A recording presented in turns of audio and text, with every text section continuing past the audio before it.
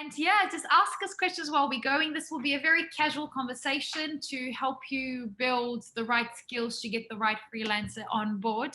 I can see that we are recording. Annalise, are we connected to Facebook as well? We're going live now, yes. Cool, awesome. So we'll see when we are connected to Facebook and then we will get started. Oh, Angela's with us as well. Jerry, oh, amazing. We've got a cool group of us. So guys, thank you so much for joining us. This is going to be a very cool workshop that Nico and I have put a lot of love towards building. Just so you know, so Nico has been part of the Academy of Entrepreneurs for about 2 years now. We accidentally met at a social entrepreneurship camp a couple of years ago in the Philippines. We automatically connected with the same mission, vision, and values, and we started looking at ways that we could collaborate. So he's been helping us like strategy on it, but also he's helped us bring the right freelancers on board. And this is why when we were looking at what topic can we talk about this Tuesday, I just went, why don't we talk about freelancers?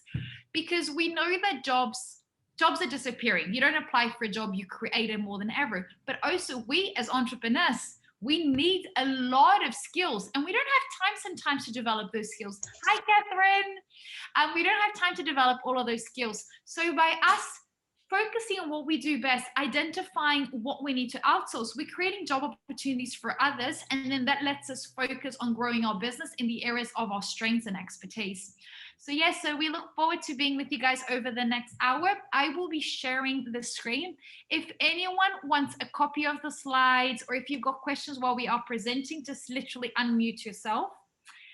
This is getting live streamed on Facebook. So for those of you that are watching on Facebook, welcome, welcome, welcome. Just reach out and send us an email afterwards if you've got any questions, and we're here to help you guys. So welcome to our workshop. Today we're going to be talking about how to hire your first freelancer. It can seem very easy and very scary because everybody says, oh, freelancer, $5. But at the same time, it doesn't take 5 minutes for you to hire your first freelancer unless you've got the superpowers like Nico. This is why we've invited Nico to help us run today's workshop, because he's an expert on this topic, right, Nico? You've saved us so many times. But I've learned from experience that that's the reason why I was able to develop strategy for it. Yes. And thank you for having me here. It's a pleasure to co-host this with you. Thank you. And this is so good, guys, because he's learned from experience, which probably means that he's made a lot of mistakes. And by us learning from Nico means we're going to make less mistakes. That's what entrepreneurship is about, right? Learning from each other, having the right community so we can all learn and progress as fast as we can and not make all of the same mistakes as everybody else. So to participate, just unmute yourself and leave your camera on because we want to see your pretty smiles. Also connect with us. So one very powerful tool when we are hiring freelancers is social media, which I'm going to be talking a little bit about, and I guess Nico is going to be talking about it as well. So connect with us on LinkedIn, Instagram, Facebook. We've got my name here on the screen. You've got Nico's name on the screen. So connect with us across LinkedIn, Instagram, Facebook, TikTok, Clubhouse. We're everywhere. Just message us so we can stay in touch and also know about your progress. And also we've got free workshops every week. So thank you for joining. Thank you for being part of the community. Thank you for suggesting all of these amazing topics. And today we're going to be talking about different topics. We've built it in an order to try to help us flow like step by step. So first of all, hello, Cass, how are you going? Good. Good to see you. So glad to see you here. So first we're going to be talking about like, how do I even pre-start hiring the freelancer? I don't even know if the term pre-start hiring a freelancer, but I just thought we'd create that. So like, what are the steps before you even think about hiring a freelancer? So from understanding what is your goal and what's your budget, then how do I write the job description? How do I promote it? How do I screen? What the interview process? What's the perfect onboarding, which is super important. More than hiring and filtering, the onboarding is vital in the process. And how do we report? So Nico and I will be sharing the screen. I mean, we'll be sharing the conversation throughout it, but ask us as many questions as you want. And we've got Chris joining us. He's a dear friend that I haven't seen for such a long time. And he messaged me on WhatsApp today because he's just launched, well, he not just launched, he owns several companies around the world. But he launched a business that helps us get virtual VAs, so virtual assistants, so our freelancers. So he's also going to be sharing some of his experience right at the end. So surprise, Nico, I forgot to tell you that we had a special guest on top of you also being the major guest. No, actually, I already met Croissant prior to this. So yeah, we connected in LinkedIn. It was amazing. What a small world. Cool, cool, cool. Great. So, okay, let's get started. So, over half of the startups fail in the first year. And one of the big reasons is because they don't have the right HR strategy or the right team to create this impact. So, before we start, I just wanted to share some very important facts. Every country, and sometimes within the country itself, like the United States, has different HR rules. So in most countries, being a freelancer is really easy. It's very flexible, the rules, but please be careful because I can see we're logging in from different countries. So currently at Academy of Entrepreneurs, we've got 68 nationalities. So I'm guessing we will have over 100 nationalities watching this video from today onwards. So please, before you make any big mistake, have a quick look on your government's websites to see what are the rules around freelancers. Here in Australia, depending on the hours and the contract you got with a freelancer, they are even entitled to like superannuation and extra tax benefits. So please, please, please protect yourself first. And we 100% suggest you to speak to a qualified HR expert. Most countries these days have free services. So just reach out to a local incubator, accelerator by your government and just ask them, like, what are the rules? Just to make yourself safe. Because as an entrepreneur, we have a lot of risk and you don't want to have risk when it comes to your team. You want to have risks in taking big steps of growing your business, not when it comes to the teams. And before I wanted to start talking about freelancer and running a business and all these things, is business is all about the vision. Where are you trying to get to? So even when you are hiring that one little freelancer, even if they're designing just your logo, you need to know like what's your business vision, and you need to make it contagious on the hiring process, on your Instagram, on your onboarding, and so forth. So we've got Martin Luther King that envisioned a world where people lived in racial harmony. Gandhi saw a world with the free, unified, and peaceful India. And we've got mothers that dream of having this perfect, loving, and supporting family that will forever protect each other. So what is your vision? And it's very important for you to communicate, even when you are hiring a freelancer. Maybe even if it's just one sentence right at the top, the colors that you use in the job description and so forth. So what is a freelancer? Freelancers are third-party contract employees. They can do things such as bookkeeping, graphic design, they can code an app. And it's a great way for you to test the waters before you commit to having sometime full-time employed and signing all of these big contracts, and you have to pay for sick leave, annual leave, and all these things. It's a way of you testing the waters. At Academy of Entrepreneurs, most of our freelancers that we hired sometimes for like, I don't know, starting rates overseas ended up becoming full-timers. And it's just this safe little way of you testing the water. And I can see Nico and Croissant nodding, because it's so good. So please, if you can, start testing the waters with freelancers before you start giving away like massive contracts. So yes, test the waters before you hire. This is my little face of like mistakes I've made in hiring. I'm just going, oh, I wish I'd used more freelancers a few years ago. And one important thing for me to share with you guys is if you want to build a massive business that will change the world, you don't and you cannot do everything by yourself. No matter how smart you are, no matter how many qualifications, no matter how great your business idea is, no matter how many connections you have around the world, there's no way that you will ever be successful business owner if you don't have a team to help you, to back you up, to brainstorm, to do work. And also, you want your business operating 24 hours. So you can go to sleep and then you can have freelancers in different time zones. So when you wake up, your business is converting sales, solving problems, coding apps, and so forth. So please remember that, yes, you have amazing superpowers, but you can't do everything by yourself. And this is where freelancers are very, very, very helpful. So dream big, start small, but most of all, just get started, guys. And this is why in the background, Nico and I have Boss Your Future. You need to take action. You're the boss of your future, and you'll only get results if you start taking action. So I wanted to start today by talking about how do you pre-start the freelancing journey. So first of all, you need to determine what gaps do you have, you as an individual. What gaps does your business have? Why do you need a freelancer? What do you actually need? A big mistake that many entrepreneurs do is they build a business and the first person that they hire is someone to do sales. No, the first person you should be hiring is someone to do admin work. You're the face of the business. You as an owner know your limitations, you know your potential, you know where you can be selling. So if you've built a business, you need to be selling. Don't go and get a sales manager and you stay in the office. You need to be out there. So that's the thing. You need to know, what are your skills gap? If you're lacking in time, analyze, what do you need time for? What are the things you can outsource? And outsource the things that you don't enjoy doing so much. And you need to be the face of the business so you can grow the business. So consider things such as, what are you great at?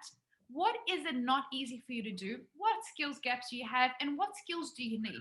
For example, me, I've been a global entrepreneur for many years. I'm a social entrepreneur. I've been an entrepreneur from the age of 9. However, I am dyslexic. I speak 6 languages. However, I make spelling mistakes on literally every sentence. And Nico will laugh because he helps me all the time. Like literally, yesterday I was posting something on Instagram and I wrote half the sentence. I'm like, are there any mistakes? He just said, not yet. And I hadn't finished the sentence. And I just went, oh my God, not yet, because he knows there's a spelling mistake coming. It was like, and that's just me. And I know my strengths and I know my weakness. You put me on stage, I am happy. And it's just easy. And I'll give you amazing results. Now, if you get me to write a contract, oh my God, like, I won't even finish because my brain will get limited because my dyslexic brain just doesn't help me do little things. I get so bored and agitated that it's not good. So it's better that I do other things. So you will see in my slides today, most of them don't have any words. So take some time to connect with yourself. Emotional intelligence. Do a lot of personality tests for you to understand your strengths, your weaknesses, skill gaps, and so forth. I'm going to share an activity that has led me to taking a big step towards using freelancers, which was, I had this incredible coach amongst many coaches. And this amazing coach, he was actually he was coaching the CFO of the business. He was coaching us on the finance side. And one day he got us to get a piece of paper and fold it in half. And on one side, we wrote all of the things that we love doing. And on the other side, we wrote all of the things that we hated doing. And on the side of the things that I loved doing, I had things such as presenting, negotiating, signing deals, public speaking, traveling. And on the side of the things that I hated was bookkeeping, data entry. And then the coach just went, Paula, how much do you get paid by the hour to do public speaking? And I said, well, minimum $2,000. And he said, how much does it cost you to outsource your bookkeeping? And I'm like, $6. And he just went, you see, the things that you hate doing, there's other people in the world that love doing. Bookkeeping, there's people, like we've got a gorgeous bookkeeper that works with us at Academy of Entrepreneurs that, by the way, Nico hired. She's amazing and she loves it. But for me to do her work, oh my God, like it is my biggest nightmare.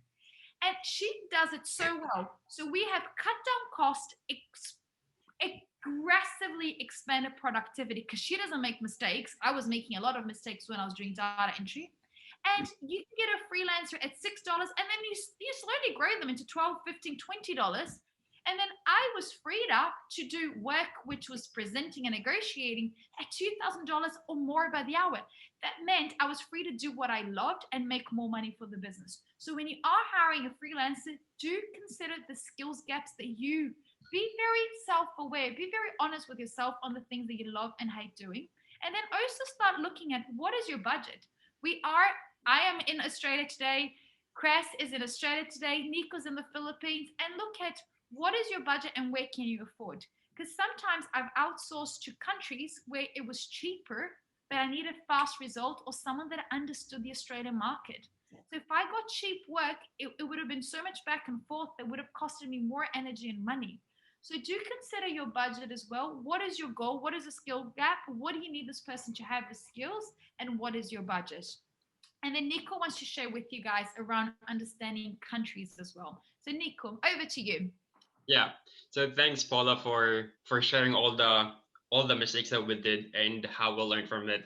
So based from my experience, I was before this and before me venturing into my own startups and into my business, I was part of a BPO industry in the Philippines, and we are one of the biggest provider of. What is BPO, Nico? Share with everybody. Not everybody knows what BPO. It's a business process outsourcing.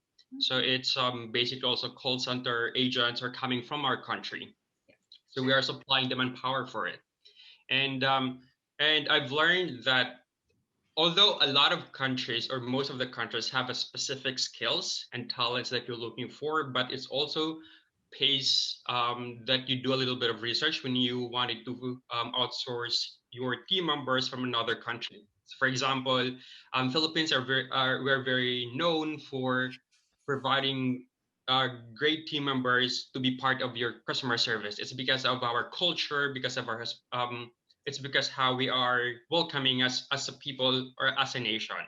And when it comes to development, you can also go to check on Vietnam. It's because they have a low labor cost on development.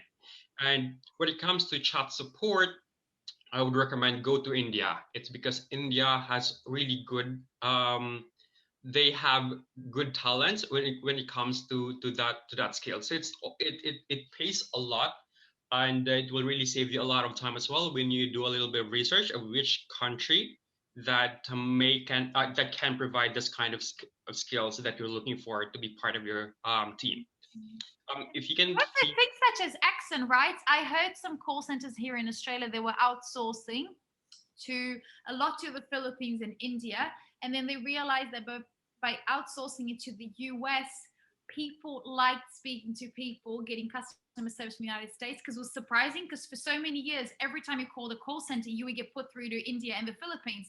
And when you pick up the phone to make a complaint and you had an American answering, not that the customer service is better or worse in one country or another, but the fact that the accent was different, people would be less aggressive when they were complaining. So also consider that, like the fees, what are you trying to get, right? And I can see Chris nodding his head because it's true, right? Call centers in Australia, they used to have the worst customer service ever from Australians. They outsourced and then people would have an accent, but they didn't know locally. And the Americans still don't know what's happening in Australia. But the fact that there was an American accent, people were a lot kinder with them, which made like the rating of the business for customer support go higher afterwards. So it's things like that that you need to consider when you are building. Cool. Okay, next. So how to write your job description. So you've already understood your skills gap, what's your budget, what's your end goal. So how do we write the job description, which is such an important part. So Nico, over to you. I would really agree that it's very essential for the business owner and entrepreneurs to understand what kind of job descriptions you wanted to write. So not all of us have that kind of skills as well. So it's also it's also essential that we ask help from a team member that can do it for us. So when writing a job description, you have to define what are the skills you're looking for and what kind of qualifications that the freelancer needs to match in order to fulfill the job. And it's also important for you to understand what are the characters the, that they need to fit into your culture. It's always important that that you get someone that understands your culture or that share the same culture value. It's because it's easier to make alignment with them, and it's easier for them to do the job. Sometimes they don't really look at it as a job anymore. It's they look at it as like one of the things that they love doing. So those are really important as well. So later this part I'll be giving some tips on how you can write your job description. So if you can please go out to the next slide. Thank you. And yep. So there are many ways on how you can write an effective job description, and it's always important that we need to put a good amount of time to draft an effective job description. And on this part, you need to accurately describe the scope of work, the necessary experience that the freelancer needs to have, and the other important training factors, especially also the cost and also timelines. And if you can please go to the next slide, P. Now, this is going to be very technical in terms of how what I discuss it, but this is really important for us entrepreneurs and business owners to understand what are the essential things that needs to be visible, needs to be there in your job description. So of course you have to put the job title, and I would always recommend to have a very appealing and descriptive job title. So for example, if you're looking for a virtual assistant, it's a very common title, but if you understand what's the specific task that this virtual assistant needs to do, you can also add that up in your job title, and it becomes also catchy, and people would always I mean, in my experience, freelancers love to apply into a post where it has a very catchy job title. Mhm. Part of that as well is you need to make sure that you properly define what are the scope of works that the freelancer needs to have. So it should include enough details about the position for them to understand what they will be doing as part of the job. And you can simply start it by saying your job will be to, or your job will be this and that. So you have to make sure that you have all the scopes of work. So when people applying to the job, you can already filtering it out. And part of that is you have to also define what are the required education, skills, and experience. It will help you narrow. It will help you shortlist already the application that's coming in, and trust me, it will really help you save time when you have those kind of information. Yeah, If you and can, it's so important to be honest, right, Nico? Because, for example, if you're going to be hiring a bookkeeper and they need to know the Australian tax system, you need to put that nice and big and bold. Because you yeah, can hire this person can have a great attitude, but then if they're not doing the tax the right way, you can get sued as a company or end up with a massive fine. So be upfront, talking about even when you are writing the job description or even talking to someone throughout the process. I remember I had a friend who's from our industry as well. And Goku was telling me, when he hires, he just knows, do you understand how hard you're going to work? It's long hours. We're a startup. So he used to say, instead of making it appealing for people to work, he used to talk about the culture, make them fall in love, but also get them to be a tiny bit scared. So that when they're getting interviewed, when they're reading the job description, if they read it and they're not scared, that means that they are a step closer to being the right person for the role. So it's super important for you to be transparent, because you don't want to hide all of the annoying bits of the job, and then they start and then yeah. they resign in day one, and then you just had to go back to day 10 steps back to interviewing again. So next. Cool. So then how do we promote? So once we've identified what are our skills gaps, what is our budget, how do we attract the right people into understanding the role and applying, how do we start promoting? So we've written the job description. When I am writing job descriptions with the team, we always go on a website. We just literally go on Google and pull out similar job descriptions, and we just go, we want a little bit of this, we want a little bit of that, we want a little bit of that. So we never start from scratch, because there's a lot of good templates out there. And then we customize it towards the company. And we always make it, we always put a really cool title, but we always add a lot about our culture as well. And what is our big mission, vision, and what are our values? So Right. how do you attract talent into your business? The reality is that you need to start building a brand from day one. Before you even think about building your team, you need to have this beautiful branding through social media, so people go what is this movement that this person is creating? Because often our friends will find people to work for our business. And make sure that you have a very clear mission, vision, and very clear values throughout all of your promotion, through the hashtags, the keywords, the choice of colors, and also the blogs you're going to be writing. Don't hire someone just to fill in the spot. Go through the process of understanding the skills gap, writing the job description like Nico's talking about. Don't just put anyone just because it feels like you're running a business and you've got a team. If they don't have the right skills, it's not like they will cost you money. They might even damage your business. And then you can't just go, oh, the staff made the mistake. You're the business owner. You're responsible. And I remember one of my incredible mentors, Simon, once said to me and just went, your business is as good as your worst employee, which is really intense. The worst person you have in your team, that's as good as your business is. That's why you need superstars. Because if you've got someone with bad attitude, or that's half the job, or does the bare minimum, or is happy to deliver a product or project with mistakes because they're just like that, your business is as good as the bad project or the bad staff. So make sure that when you are putting someone in a position, is because they really deserve it and they're really the right person for the spot. Another thing, hire your fans. Start building a movement on social media. So many of our colleagues at Academy of Entrepreneurs were fans of ours. So many. Don't hire your friends. I truly agree on that.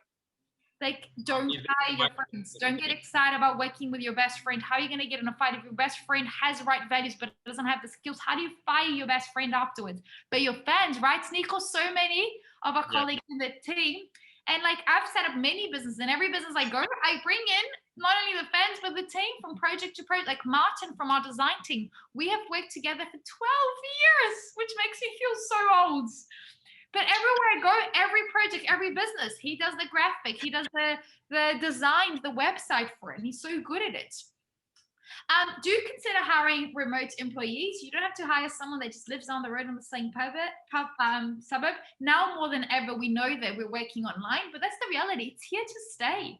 And also, like, if you can have someone working remotely from Bali or the islands in the Philippines or, I don't know, the Caribbean, as long as they're getting the job done, that's great. So if you have the right skills, better for you to have someone remotely than having an office. And I've had this conversation many. Academy Spinners, we've got so many contractors and freelancers. And a lot of people come to me like, how many full-time employees you have? And I'm like, well, between contractors, about 200, but you're never going to come to our campus and see 200 people working there. Sometimes, like today I was at the campus, we had 4 staff at one stage. We don't need more than that depending on the project. But in the back end, I had a lot of people working online, doing lots of projects around the world, and our business operates 24 hours between our different projects, office, co-working spaces around the world. There's no longer that need of having the big office and having 10 levels in a building. No, you need the project done. So hiring remotely, if you can get the right skills, oh my God, you can accelerate and save time and money.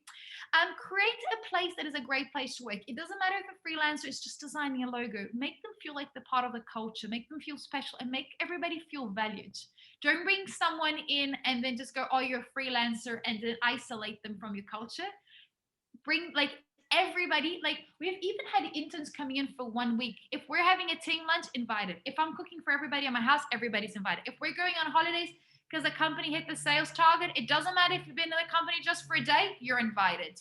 Make it a great place where there's collaboration, there's family, and everybody's together, regardless of how long the freelancer is staying with you. Because you might have a freelancer designing a logo as a one-off, but you might also have them working 1 hour a week or so forth until the way to going full time.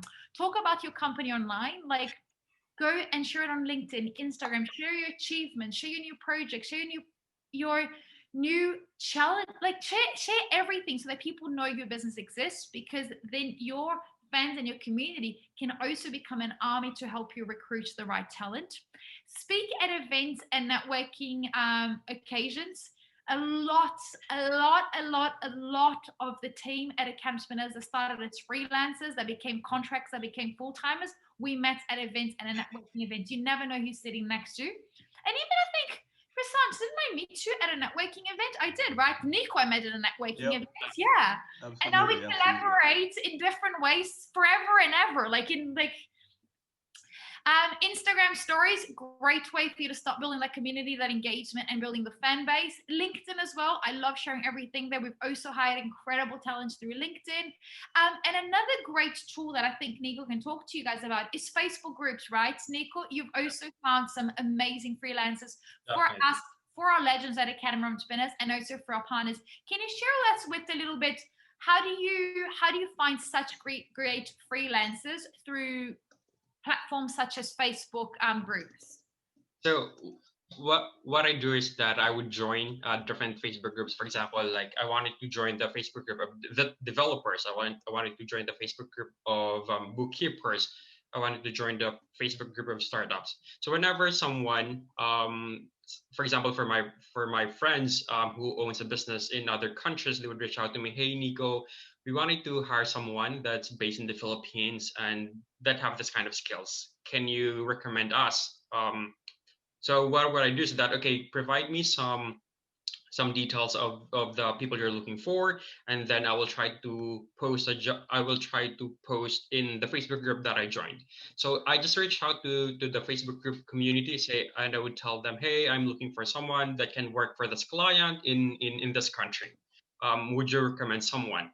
So, and then you will be surprised by the amount of support and the amount of responses you'll get from the Facebook group or for the Facebook community that you joined.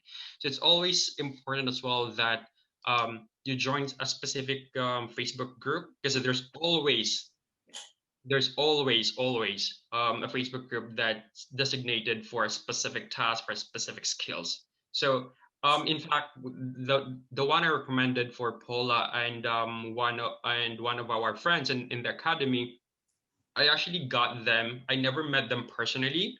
I just got them from the Facebook post that I posted in the startup community in the Philippines.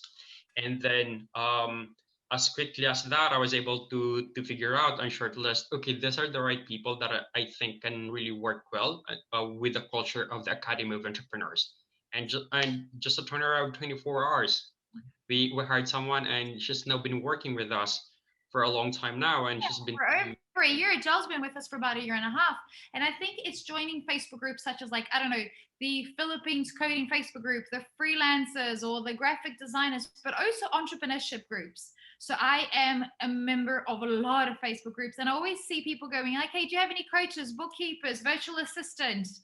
So in there you can also post, and it's not like you're advertising, but then you can ask like, okay, if there are 5,000 entrepreneurs there, I am sure every single one of them has a bookkeeper to recommend, a graphic designer that they've used in the past, or a friend of a friend that they can link us to. So one within, and we feel as an entrepreneur, because we know how hard it is being an entrepreneur, we feel so responsible on referring good quality, because we don't want to let our community down, because we know how hard it is operating all other sides of the business. So you always get some really, really, really good results.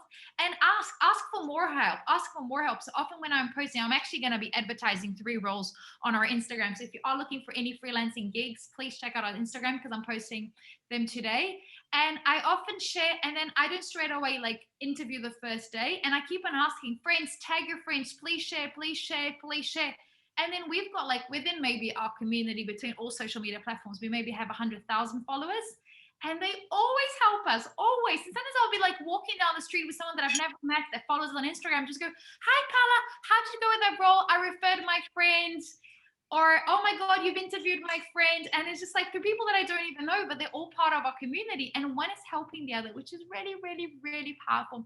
So there are also amazing platforms, because the reality is that you can network a lot, but there's also platforms that specialize in this. So this is why we invited our dear friend Chrisan to talk about, because he recently launched his own startup to help entrepreneurs and also connect freelancers to an amazing job. So Chrisan, can you share more about the VA business that you just launched? Okay, Not great. a VA is his business, this one here. Great.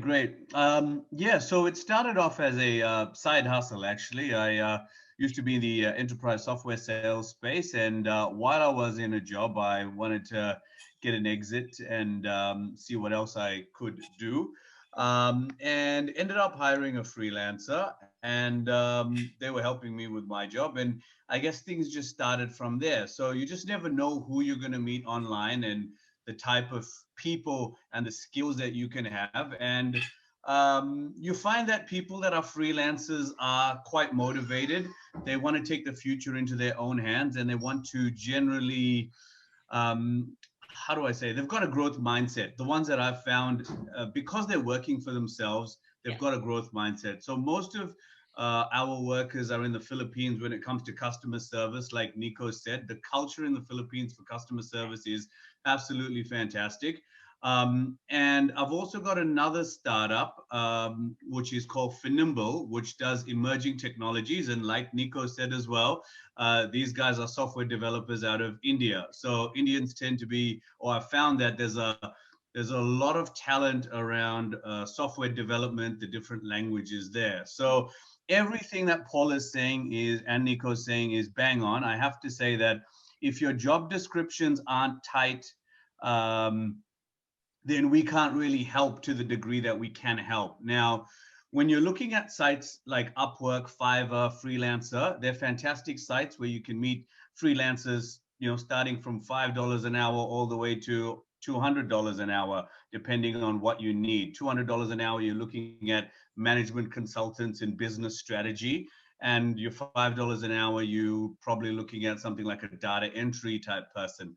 Our company is a little bit different because we're not a platform. What we do is we hire specifically for your business. So with Smarter VA, you tell us what your job profile is, and we will find the added, we'll screen for you, because what you'll tend to find is whenever you put up something on Fiverr or Upwork, when you make yourself as attractive as,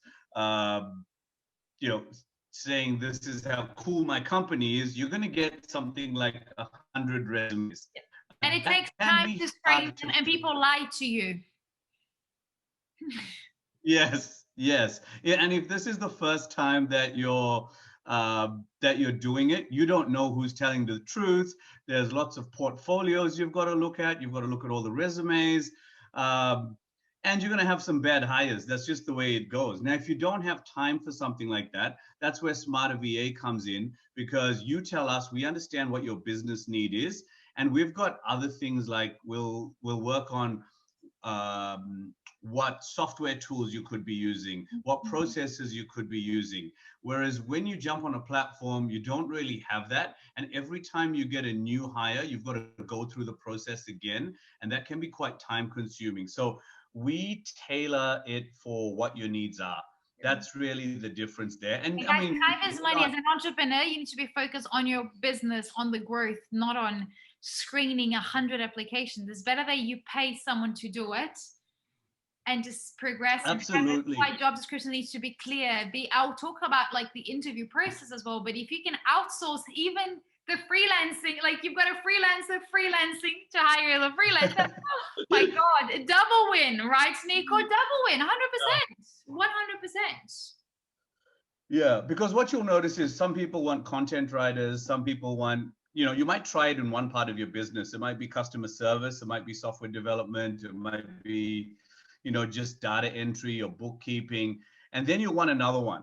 And then you go, oh my, and not only that, what you'll find is you might hire somebody, you've trained them up, you've just honed them, and then 3 months later, they've left and they got to do something else. Now, you don't want to do that whole process again. What we do is we keep your files, we keep your job descriptions. You just say, hey, you know what? That other person left. I've got a whole bunch of, you'll probably say, I've got a whole bunch of data that they've did. I just want them to transition over. And we'll already have your files, which allows us to just go, oh yeah, we know your business, which makes that happen for you. And what we've also branching out now is that as your company grows, we'll handle all the HR payroll sides, and you can have your own team in the Philippines or in India or wherever you'd like your team, but Philippines is where we're specializing, to say, look, I started with one person and now another person, now another person. Guess what, Krisant? I'd love to have them all in one place so I can have my call center or my customer service people so that they can, maybe meet twice or 3 times a week. And that's actually, getting a lot of results, because we haven't set a client up yet, but that's where I see it going. Because as you see in Australia with COVID, it is hard to manage a remote team, because how do you build that teamwork, that culture when they're working on things? It's not as easy. So sometimes you do want them to be physically so that they can, just go to the office 1 or 2 days a week. Whether it's a freelancer, a contractor, part-time, people are people. We all want to, I think a perfect example I always share is birthdays. So everybody wants to celebrate the birthday in a different way. I've conducted interviews and people, I say at the end of the interview, do you have any questions? And the only question they ask me is, can I get the day off on my birthday? And that's what they care about. I literally means sending teddy bears with chocolates with a handwritten note for the birthday, because that's what they care about. Others want a text message. Others want a bonus for the birthday. Others, everybody got their own little way, and we need to see how can we make people feel special. And we've got freelancers is that little stepping stones towards us testing our relationship with that person and the skills as well, because we don't know how good they are. Which brings us to our next step, which is screening, which is what Krisant's business does so well.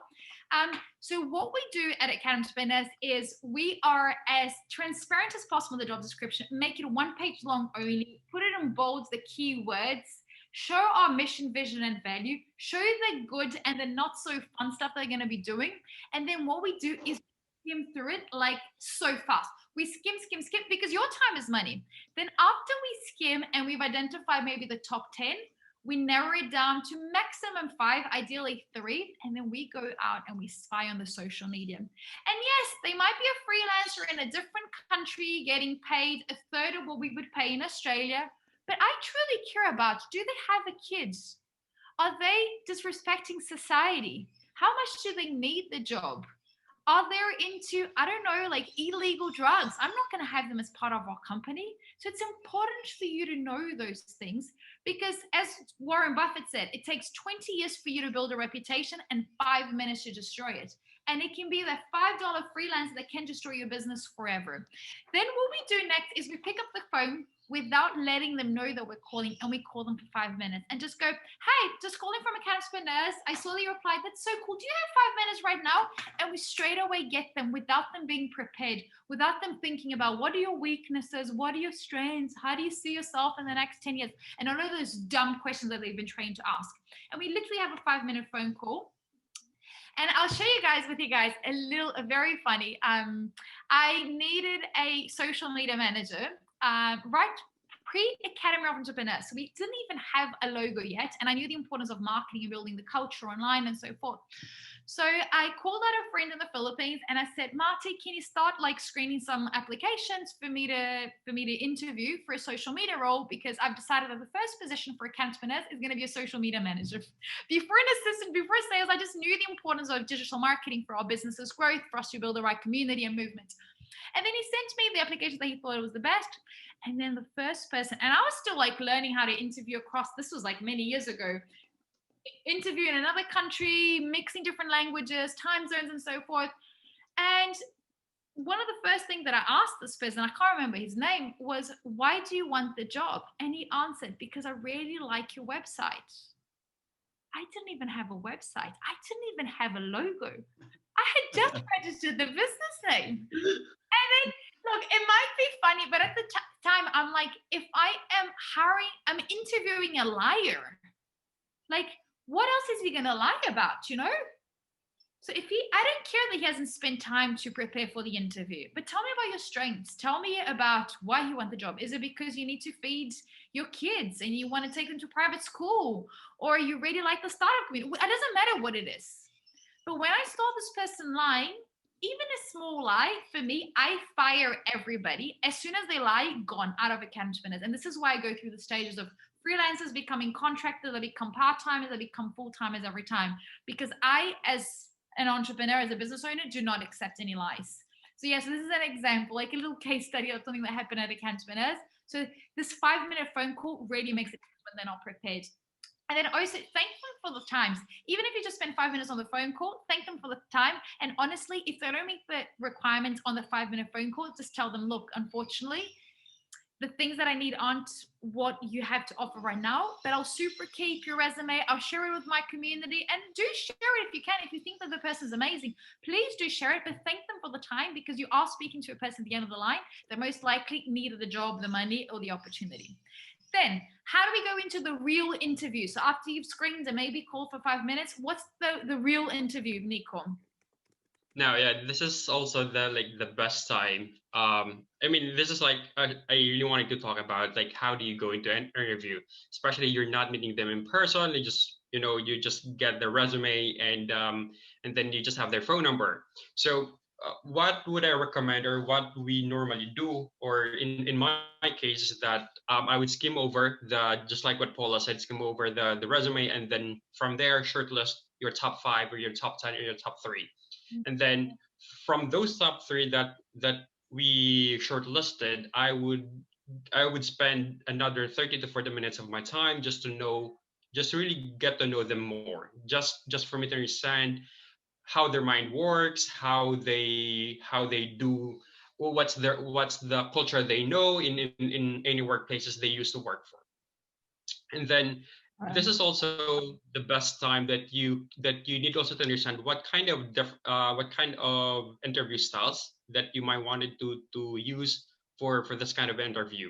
So there are different kind of interview styles. So there is structured, which is basically very formal, and there's also unstructured, and there's also behavioral, and there's also so there's a lot of interview styles. But what I would personally recommend is that I would always use, most of the time I would use the unstructured. It's because it gives the freedom for me to ask questions. At the same time, it allows me to understand what's going to be the kind of answers that this person will be giving me in terms of unstructured questions. Like these are questions that they were not prepared. That so it will also give you a glimpse of how this person thinks, how this person so you can have like you can navigate on their behavior as well. So it's a good thing. It's always a good thing for me to do that. I know other entrepreneurs would love to do structured, but but if you're hiring someone remotely, it's always it's always my tip to go for the unstructured one. And you can get real facts out of them on the unstructured, because the structured, like, it's too much on the role and the long-term goals. Like, you don't need to ask a freelancer what do they want to achieve in the next 10 years. They're freelancing, for goodness sake. The be transparent, I think we've covered that. Do you want to add anything else, Nico? For this one, just wanting to provide a tip that after you've shortlisted and after you realize that they passed the interview, the final interview with you, it's always best as well to be transparent with them. Like, hey, we really congratulate you. You've passed, and these are the next steps. So you can also provide the brief details of what are the next steps that they need to comply, so it will be easier for you to go on the next phase, which is basically the onboarding. And if you can have someone within the interview step with you, so you've got two or maybe even the third person, just to bounce off ideas and comments, because we might be feeling one way or the other, or really stressed, or really needing someone for the role, and then we speed up the process and we hire someone that is skilled but not for the skills that we need. That then onboarding, I've done a whole strategy and study around that, and this is where a lot of companies mess up, because they over interview, and then they onboard, and then they think that the onboarding is just the first day, and onboarding is not just the first day. My suggestion is pre-onboarding. So before people even come into your office, or before day one, get them to sign all of the documents. Don't do that old style thing of used to put staff in a boardroom and get them for the first 3 hours to sign document and hearing about your corporate culture for hours and bore them to death. Email them all of like the documents you want them to sign, non-disclosure agreement, non-compete, or intellectual property. Send them all of the work, the description of the work, the deliverables. Send that to them before day one, so that you're also not paying them for that hour of preparation, but also they are prepared. And that also, if they're not ready to commit that, they will resign before they even start. Don't wait after day one and you traumatize them. So things for you to consider: confidentiality, non-disclosure agreement, privacy terms, intellectual property, dispute resolution terms. Unfortunately, it does happen once in a while. Payment terms and time frames. Some freelancers will go, okay, you need to pay me up front. Never pay them up front. They will run away with your money. Pay them after delivering. Have fixed date. Just go, you're going to send me an invoice by the 28th. I will pay on the 1st. If they send on the 29th and your bookkeeper hasn't put it in, too bad. You put the dates in the contract, and make sure that you pay staff on time. So if you say you're going to pay on the 1st, be either on the first thing, have your system all ready. So super, super, super important for you to have all of that just outlined up front. My suggestion is, if you're going to be working, some of these platforms online, they already have payment gateways, but if you're going to be working with someone for the first time, and sometimes they go, okay, I'll only work for you if you put a 50% deposit up front. I'm not a fan. I only pay at the end, from a lot of people stabbing me in the back, and I can see just nodding as well. If I've got a company managing the payment, that's fine, but to the staff, never again. I'll pay up front to the freelancer. But because my last case, I actually got lucky. I hired someone that I matched through our network, and she seemed really nice, and and her invoice wasn't too big, and I said, you know what, let's just pay the whole month up front. And it was maybe something like, let's say $800. Like, she was going to do full-time work for us, super within our budget. She seemed nice. We sent her the money, and she absolutely disappeared. She disappeared. She blocked us off social media, disappeared. And we had sent her like the passwords, because she was going to be managing some data for us. And luckily, because I paid her on PayPal, and yes, PayPal charges high fees. PayPal's very safe. I lodged a complaint saying that she had disappeared. She never disputed, because she had no proof of her conducting the work. And within 7 days, I had the money back in our account.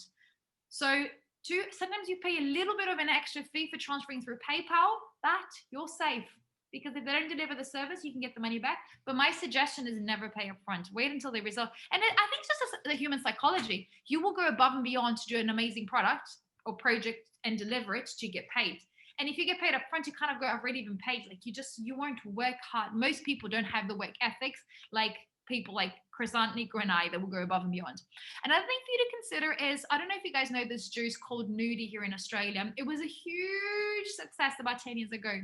And Nudie hired a branding agency to come up with these really cute logos for them. So it was like the logo of like the Nudie, but also with these little quirky little designs. There was the different flavors of the juice. And they did that. They became a global company. I don't know how much they were valued. Let's say they were valued at $20 million because they grew really fast. And the branding agency, which if you think about it, it's kind of like a freelancer because they were outsourced.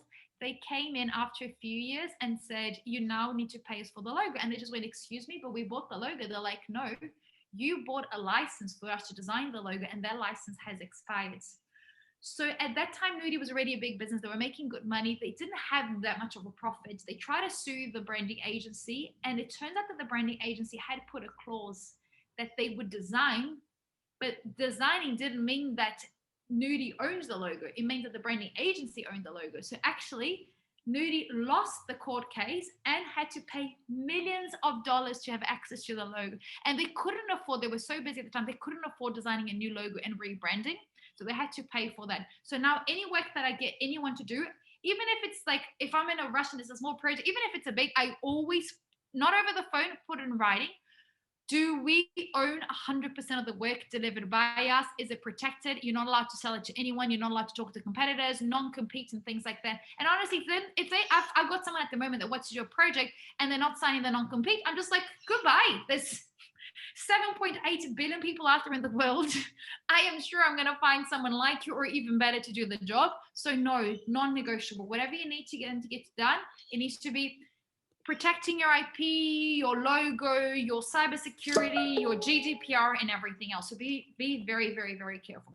Then the real onboarding. So this is pre-onboarding. These are the rules. So all of the boring stuff, do that before the onboarding so that the day one that they come in, wow them. So I personally love hosting massive breakfasts. So we introduce them to the team, we have fun, and we have some like casual time. I always book it in like the flashiest 5-star hotel. If it can't be breakfast because I really need them to start that day, I book in an amazing lunch, but I always do something amazing because I think that food brings people together. And when we are in a food environment, you see what are they going to order? How are they going to share? And you see, like sometimes people order the most expensive on the menu and you know they're trying to rip you off. And sometimes they go for the littlest one or they go, I'm not hungry. And you're just like, no, we're having breakfast. This is for you. And you start seeing people's personality and you see what matters to them. They talk about the family. And you get the real side of them, which in an interview, it's almost impossible for you to get the 100% real side. I always love doing a massive presentation and wowing them with the mission, vision, and value because working in a startup is hard. It's long hours. Like Nico and I will probably be working till midnight together tonight.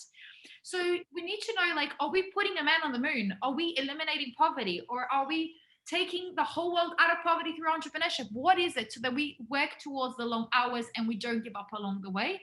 And also I've used my friend's advice, which is be transparent as possible. Just tell them the truth. It's going to be long hours. It's a startup. If you're freelancing, you're not coming in for, this is not Disney World. And then remember that the onboarding process is not just day one. So I've got on my calendar different touch points because we've got staff all over the world. We've got in Slovakia, Czech Republic, Netherlands, Mexico, Brazil, Colombia, and everybody has different needs and wishes. I've got different ways of looking after them. And I make sure that the onboarding process, I also like we do personality tests like this Friday, Nico, because he's got a background in psychology, he's conducting for our top management, a networking, strength finding, Gallup coaching session. So we make sure that we look after each other all the time. Like this week, I've booked in a phone call with Miguel that I've spoken to him over the phones, but it's been just solving mistakes and problems recently. And we've booked an hour together that we just call it a Paula and Miguel time. And we do this 2 or 3 times a year that we just have. It's kind of like a bonding friends time across different time zones. I used to fly over to Rio to visit him, but because of the current situation, I can't fly over. But even when I wasn't flying over every month to see him, I would still have this meeting time that we just talk about anything. So remember that the onboarding, making them feel special, supporting them, understanding what are the life goals.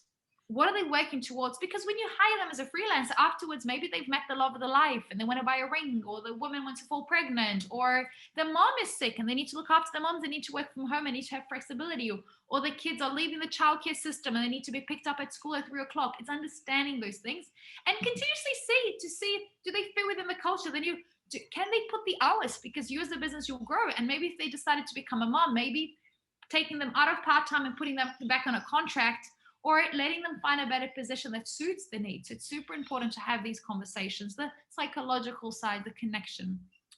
Now, reporting. Over to you, Nico. This is a very technical. I've given you all of the bits that I don't like doing, Nico. Have you noticed? I know. So this is also very important when you hire them, when you onboard them. It's also important for the team members to understand what kind of reporting they need, what's the level of reporting. So it's always important that you make it clear with them to whom they will be reporting, and who are the support system that they can find within your department or within your team. So in case that you as the reporting manager are is not available, then you have someone that you trust in your team that can offer support and be of help to this new team member, because sometimes they can get lost on their first day or on their few days. So it's always important that you make it clear with them. The next slides. Yep. And it's also this is really, I mean, this is actually one of my pro tips, that you have to understand what's the kind of reporting medium and frequency of the reporting. So because it will really help you save time, and also so you can use that time for the other business needs. And it's always important for you to have a guideline of the reporting schedule, how frequent it is, and what kind of data or report they need to submit to you whenever they have the reporting date. And it's also, if they're not reporting, you don't know, like they send you an invoice. I've had a lot of people sending me an invoice for this crazy, and I'm just like, but I've hired you as a freelancer, now you're costing me 2 times more than a full-timer, and you're not working full-time. And then we go and we ask for reports. They're like, oh, I can't report. I'm like, I'm not going to pay you. I agreed to do this project, and that was 1 hour a week. Why are you charging us for 68 hours? Which some people will do that.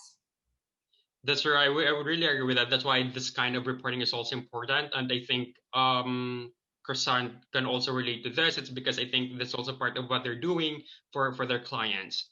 And I also recommend that, for the team members, you need to make them know that what kind of reporting medium they need to use, or if you have, as a company, if you have a specific medium or software you're using for the reporting. Like, for example, for a bookkeeper, the bookkeeper needs to use QuickBooks, or does the bookkeeper needs to use Xero. So you need also to make sure that they really understand the process of using it. So you both of you can really save time.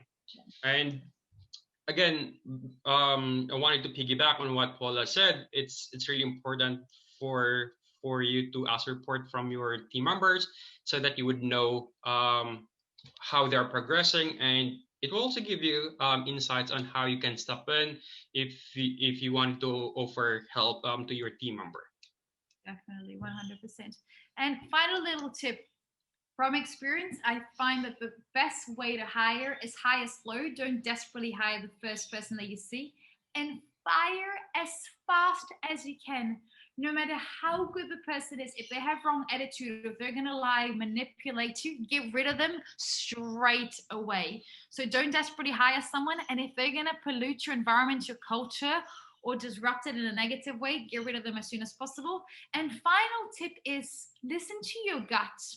Sometimes on paper they look good, and on the interview you just don't have a connection with them. Like, I hired someone she wasn't a freelancer, she was a full-timer. This was around about October, not last year, the year before. And she ticked the boxes. She ticked the boxes for the resume, and I didn't like her. I remember she would call, she'd be aggressive on the telephone. On the interview, she was aggressive. I flew over to Australia 3 or 4 times to train her. And every time I was with her, I was like, oh my God, her energy is just so exhaustive. It wasn't positive energetic. She was always aggressive but she was good at her job. And turned out that the gut feeling of mine, they didn't like her, even though she was good at her job. And the team was saying, Paula, she's good at her job, good at the job. Came Christmas time, she manipulated some data so that she could rebuild her bonus structure. She knew she wasn't going to get a bonus in December, but she pushed the data into January. I caught that and I fired her. And it was the best thing ever because I realized that she was trying to manipulate the team in the back end to do things. So she wasn't a good person. So listen to your guts. When you're interviewing, even if they sound good on paper, if you don't want to hang out with them on the weekends, don't put them in your team. Depending on the culture also that you're building and depending on how the engagement of the freelancer is. But me, as a Academy of Entrepreneurs, I want everybody to live and breathe entrepreneurship, social entrepreneurship. I care about them, understand that they're not just a team member, we're part of a family. I care that everybody calls my mother on Mother's Day and her birthday. Like, I care about these little things. Doesn't matter how many thousands of employees we have, I care about those things. And if someone doesn't care about that, for me, they don't belong to the culture at Academy of Entrepreneurs. So thank you guys for joining. Thank you, Nico and Chrisan. Let me just see how we're going for time. We have 2 minutes. So please join our community, Instagram, Facebook, add us, Chrisan, Nico, myself, LinkedIn, Instagram, everywhere. I was going to say Squarespace, but no, but not Squarespace. Clubhouse, everywhere you can, because community is everything. We can help you guys. So guys, if you're struggling on building the job description, speak to Nico. Nico will put you in touch with Chrisan. We can all work together. So please reach out to Nico and Chrisan because they have a lot. They're experts in this topic. I'm just connecting the dots, but they are the experts in the topic. And what I was sharing is literally mistakes that I've made that I don't want you guys to make the same mistakes. This is my email address. If you want to come in a coffee or chat to us at Academy Entrepreneurs about anything or everything, just send us a message. And remember to boss your future literally every day. We're the owners of our future. We can achieve the impossible if we have the right team. But you need to take action. So take action and build the right team. Speak to Chrisan, Nico, and myself, and we are here to help you guys. So we have 2 minutes left for Q&A. So let me just stop sharing my screen so I can read the questions. Oh my God, we've got 11 here on the chat. So, okay. Good evening, everyone. Bijou, nice to see you, Bijou. What companies can we get a freelancer from? So we've already covered that. Catherine, suggestions from the Philippines. Hey, there you go, Catherine. And Catherine is from the Philippines. Catherine Garcia has also done one of the programs at Academy Entrepreneurs. Chrisan, I run a business called Smart VA, so .com.au. So there's a business that he's just shared with us. So click on the website, save that, bookmark it, because you will need it. And guys, time is money. If you can get him and his team and their expertise to get you the most amazing VAs, my God, by tomorrow you can have someone amazing starting and they'll do all the groundwork for you. So save your time. Pleasure being with you. Nico, Sandra, thank you. Chrisan's put his LinkedIn. Everybody pop in your LinkedIn if you want to add each other. And we've got Angela, thank you. Amazing as always. Oh, cool. Bijou, I can see you're the only one with a camera on. I know it's 7 o'clock, but do you have any questions you want to ask us before we go in the next minutes? Yes, absolutely fine. I think it's pretty clear. The role of freelancer is and the value proposition of having a freelancer is well explained with the practical tips and tricks. So it was really a good session, thought-provoking and informative. And thanks, Paula and Nico for sharing this info. It was very clear and very. Yes, Chrisan, do you have anything to say? Do you want to finish off today? Yeah, I just want to say this is a really, really well done presentation, and it covers all the points. I speak to so many people that read 4-Hour Work Week or one of those great like Lean Startup, and all of those books recommend getting a freelancer, right? And what happens is people go out and they don't do a few of those steps like you mentioned. They pay a freelancer and like you said, they disappear. They pay them before they're supposed to do the job. They don't write the job description. They don't have the reporting in time. And what happens is they get burnt once or twice and then they never go back. And then they never get to see how they could really scale their business the way Tim Ferriss or Ari Meisel, do more with less, really accelerate. So what I want to say is thank you, Nico. Thank you, Paula, for doing this, because now that You got no excuse, Academy of Entrepreneurs. Now that you know that you have to follow all these steps, because if you miss one of the crucial ones, of course, Smarter VA and other companies can guide you through it. But if you miss one of these steps and you're not accountable for one of these steps, you might get burnt and you'll never go back. And then you never really get to see how you can leverage other people's time, other people's skills to really scale your business. So this is invaluable stuff. Or the wrong freelancer can burn your business. So do not show up or say the wrong thing or do something illegal because they don't understand the compliance in your country. So no, so good. So thank you, Chrisan, and thank you so much, Nico. Nico and I waited the client until like midnight or 1 o'clock in the morning. We had a crazy day today. We didn't even get a chance to like skim through them. And thank you, Nico. Awesome to be on stage with you. Paula, one clarification. Yes. Would you mind sharing the slides? Yes, I'm just sending so to paula.mills@aestudy.com and then we'll send you a copy of the slides. Yeah, so just send me an email. Okay, no With you. This is also live streamed on Facebook, so you can watch it again there. And if you want a copy of the recording, just send us an email. We'll send you the file as well. Cool, Okay, guys. thanks. Thank you, Paula. Thank you, guys. Lots of love. Success. See you guys. And Christelle, come over for a coffee. I'm waiting for you, Peppers. See you Will soon. do. Have a nice Yeah, evening. cheers. Take care. Bye. Bye, guys.